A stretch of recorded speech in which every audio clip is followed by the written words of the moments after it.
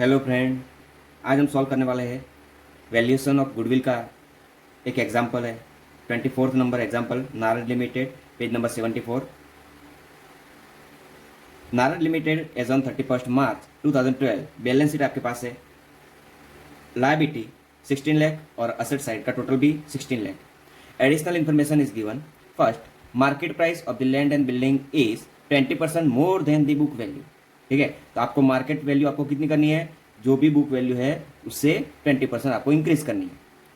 While that the plant of machinery is 20% less than the book value, तो plant and machinery की book value 5 lakh है, तो उसमें से 20% आपको लेस करना है market value.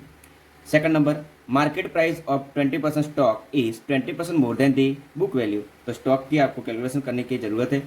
Third number, the risk free rate of interest return is 10% and risk rate of risk involved in the business is estimated at 5%. The total estimated risk is 10% plus 5% is equal to 15% expected rate of return.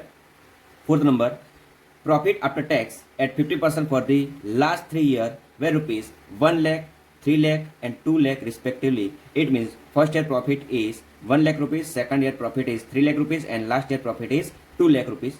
You are required to calculate the amount of goodwill at the 3 times. What? 3 times of super profit of the company. तो आपको method कौन सी use करनी है goodwill में, तो वो method कौन सी है, ईयर ऑफ परचेज वाली सुपर प्रॉफिट की मेथड आपको यूटिलाइज करनी है। ठीक है, तो वैल्यू जब भी आपको वैल्यूएशन ऑफ गुडविल का कैलकुलेशन करना है तो उसमें स्टेप बाय स्टेप कैलकुलेशन की जरूरत है। ठीक है, तो यहाँ पे मैंने कैलकुलेशन किया है, आप एक बार जरूर देख लीजिए। तो स्टेप नंबर 1, ठीक है, तो आपको स्टेप बाय स्टेप आपको याद रखना है कि स्टेप नंबर 1 क्या है।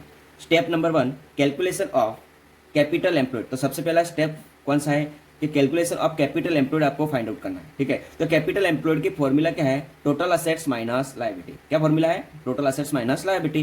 टोटल असेट्स, आपके पास असेट्स है, तो असेट्स कितनी है, तो सबसे पहले गुडविल। तो गुडविल तो आपको फाइंड आउट करनी है, तो इसके लिए वो कंसीडर नहीं करनी है, तो गुडविल आपको कंसीडर नहीं करनी है। सेकंड में क्या है, लैंड एंड बिल्डिंग। तो लैंड एंड बिल्डिंग की अमाउंट कितनी है, 5 लाख रुपीज। तो 5 लाख में आपको ट्रांजेक्शन दिया है, market price of the land and building is 20% more than the book value. तो 20% आपको इंक्रीज करना, तो 5 लाख प्लस 20% आंसर कितना आएगा, 6 lakh rupees. Next, second assets, plant and machinery amount of rupees 5 lakh. तो आपकी प्लांट एंड मशीनरी का एडजस्टमेंट दिया है, while that plant and machinery is 20% less than the book value. तो प्लांट एंड मशीनरी 5 लाख है, उसमें से 20% आपको लेस करना, तो अमाउंट कितनी आएगी, 4 lakh rupees. Next, 12% tax free government security. तो ये जो इन्वेस्टमेंट आपने किया है 12% tax free government security, face value 1 lakh rupees का जो इन्वेस्टमेंट किया है वो क्या है, नॉन ट्रेडिंग इन्वेस्टमेंट है। क्या है, नॉन ट्रेडिंग इन्वेस्टमेंट है, तो वो आपको कैलकुलेशन करने की जरूरत नहीं है। नेक्स्ट आपको क्या है, स्टॉक। तो स्टॉक की प्राइस कितनी है, 2 लाख रुपीज। कितनी प्राइस है, 2 लाख रुपीज। तो 2 लैक्स में कुछ एडजस्टमेंट दिया है, market price of 20% stock is 20% more than the book value. 2 lakh out of 2 lakh 20% stock is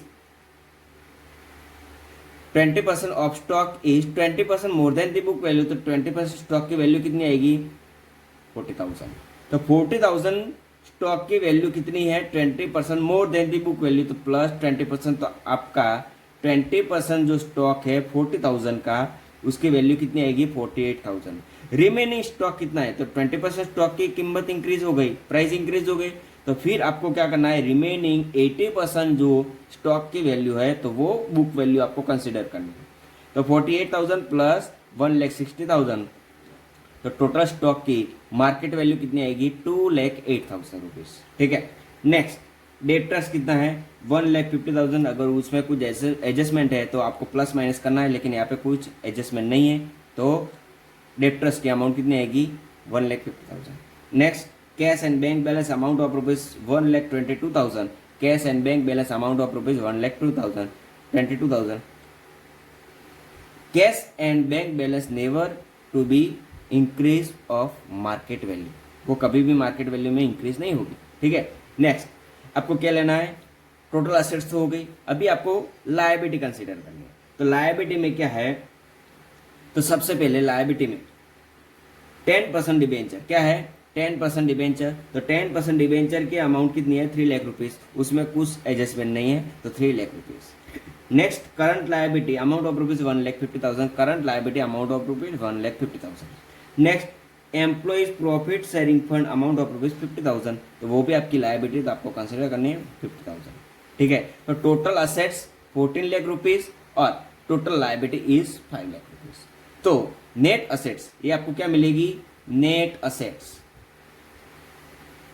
तो net assets is equal to, तो आपकी नेट असेट्स क्या है, तो total assets minus liability, total assets is 14 lakh rupees minus 5 lakh, answer is 9 lakh rupees. उसमें से आपको preference share capital आपको माइनस करना है, क्या लेस करना है, प्रेफरेंस शेयर कैपिटल, और आपके पास प्रेफरेंस शेयर कैपिटल कितनी है 5 लाख रुपीज, तो preference share capital is equal to 5 lakh rupees आपको लेस करना है, तो 9 लाख माइनस 5 लाख, तो आपका कैपिटल एम्प्लॉयड का आंसर आएगा, वो आंसर कितना आएगा 4 लाख रुपीज, कितना आंसर आएगा 4 लाख रुपीज। तो स्टेप नंबर फर्स्ट कंप्लीट हुआ। नाउ स्टेप नंबर 2, तो एक्सपेक्टेड प्रॉफिट, तो एक्सपेक्टेड प्रॉफिट का फॉर्मूला क्या है, तो capital employed multiple bye expected rate of return, तो कैपिटल एम्प्लॉयड हमने ऑलरेडी फाइंड आउट किया स्टेप नंबर 1 में 4 lakh rupees multiple bye expected rate of return, तो यहाँ पे adjustment number 3, the risk free rate of interest return is 10% plus risk involve in the business is estimated at 5%, 10% plus 5% answer is 15%, तो expected rate of return is 15%, तो expected profit का answer जो आएगा तो वो 4 lakh multiple bye 15% answer is 60,000। ठीक है, तो ये आपका स्टेप नंबर 2 कंप्लीट हुआ। नाउ स्टेप नंबर 3, आपको थर्ड स्टेप आपको कैलकुलेशन करना है, तो वो क्या है एवरेज प्रॉफिट, तो एवरेज प्रॉफिट उसके फॉर्मूला क्या है, total profit divided by year, तो ये एवरेज प्रॉफिट का कुछ एडजस्टमेंट है आपके पास, profit after tax and tax rate is 50% for last 3 year where rupees 1 lakh 3 lakh and 2 lakh respectively, तो 1 lakh plus 3 lakh plus 2 lakh divided by 3, answer is 6 lakh divided by 3, answer is 2 lakh rupees. तो ये आपका क्या हो गया प्रॉफिट आफ्टर टैक्स, लेकिन उसमें कुछ आपको इन्फॉर्मेशन ऐसी है कि आपको लेस करनी है, तो वो इन्फॉर्मेशन कौन सी है, तो यहाँ पे जो हमने इन्वेस्टमेंट टोटल असेट्स में कंसिडर नहीं किया है, तो टोटल असेट्स में जो भी इन्वेस्टमेंट हमने कंसिडर नहीं किया तो उसका इंटरेस्ट यहाँ पे आपको क्या करना है लेस करना है, तो यहाँ पे जो इन्वेस्टमेंट हमने कंसिडर नहीं किया तो वो कौन सा इन्वेस्टमेंट है, नॉन ट्रेडिंग इन्वेस्टमेंट है, क्या है नॉन ट्रेडिंग इन्वेस्टमेंट, तो उसकी अमाउंट फेस वैल्यू कितनी थी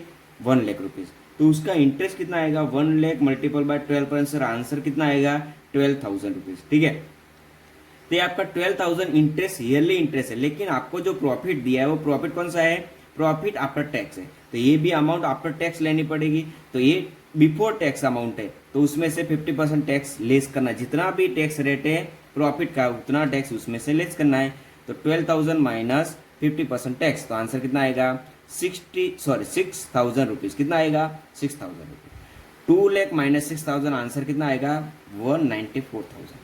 ठीक है, उसमें से आपको प्रेफरेंस शेयर डिविडेंड आपको लेस करना है, तो प्रेफरेंस शेयर डिविडेंड कितना आएगा, तो total preference share capital is 5 lakh multiple bye 10% answer आएगा 50,000। ठीक है, 5 लाख मल्टीपल बाय 10% आंसर आएगा 50,000, 194,000 माइनस 50,000, तो आपका एवरेज प्रॉफिट आएगा स्टेप नंबर 3 में, तो वो कितना आएगा 144,000। ये स्टेप नंबर 3 कंप्लीट हो गया है। ठीक है, अभी आपको क्या करना है स्टेप नंबर 4 कैलकुलेशन करना है। सुपर प्रॉफिट की फॉर्मूला क्या है average profit minus expected profit, तो एक्सपेक्टेड प्रॉफिट कितना आया आपको, तो वो 60,000 स्टेप नंबर 2 में आया था। ठीक है, एवरेज प्रॉफिट अभी आपने कैलकुलेशन किया एवरेज प्रॉफिट का कैलकुलेशन वो स्टेप नंबर 3 में, तो स्टेप नंबर 3 का जो भी आंसर आया 144,000, उसमें से स्टेप नंबर 2 का जो भी आंसर आया एक्सपेक्टेड प्रॉफिट का 60,000 वो आपको लेस करना है, तो टोटल आपका सुपर प्रॉफिट आएगा, वो आंसर कितना आएगा स्टेप नंबर 4 का जो आंसर आएगा वो 84,000। ठीक है, तो ये आपको सुपर प्रॉफिट मिलता है। अभी आपको जो फाइंड आउट करना है तो वो क्या है गुडविल, तो step number 5 is equal to goodwill, तो गुडविल आपको फाइंड आउट करनी है, तो goodwill is equal to super profit multiple by year of purchase, तो आपको कौन सी मेथड यूटिलाइज करनी है यहाँ पे, you are required the calculate amount of goodwill at the 3 time of super profit company, तो ईयर ऑफ परचेज आपको दिया है कितना टाइम्स 3 टाइम्स, तो सुपर प्रॉफिट जो भी आंसर आया step number 4 multiple by year of purchase 84,000 multiple by year of purchase is equal to 3 time, तो आंसर कितना आएगा 252,000 रुपीज। तो ये आपका गुडविल का आंसर हो गया स्टेप नंबर 5, लास्ट स्टेप जो भी आपको फाइंड आउट करना है गुडविल, तो गुडविल का आंसर कितना आएगा 252,000। ठीक है, तो बच्चों आपको ये वीडियो कैसा लगा? वीडियो अच्छा लगा तो लाइक करें, शेयर करें और चैनल को सब्सक्राइब करें। Thank you.